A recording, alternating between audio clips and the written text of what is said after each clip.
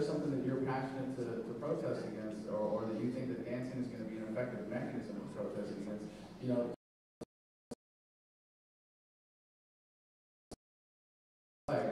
there were a lot of people who, after the next dance party, you know, for those of you that don't know, we went back, you know, a week later after the infamous incident where I got body slammed, and danced again.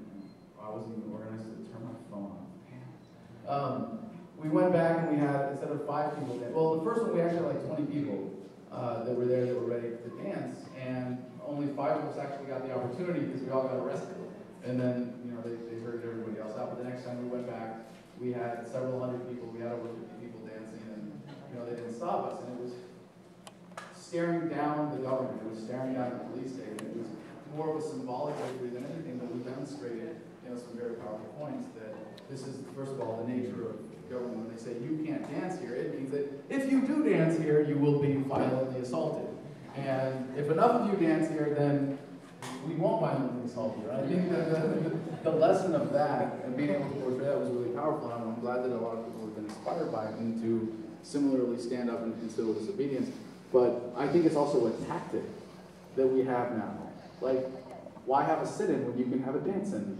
That's right. You know, why have a protest when you can just host a dance? And if you're shutting something down, or if you're blocking something, or if you're taking over a public space, as we effectively did at the Jefferson, I think we demonstrated that it can be an effective tactic. And if people can have more fun with it than, you know, organizing a rally or protest in the traditional way, then I think that's a great tool. So there's kind of a long-winded answer to a really simple question, but I don't have any huge plans right now. I know there are different ideas in the works for Independence Day,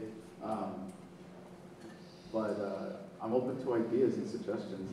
And I just want to say about that, one of the reasons I love Facebook so much is because I think it's a great way to develop ideas, and I don't take credit for anything I've done in my entire life.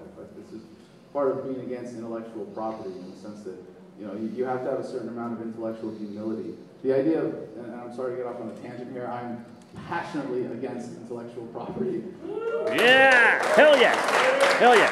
Where else can you get applause for that? Yeah! Only at Porcfest. I love it.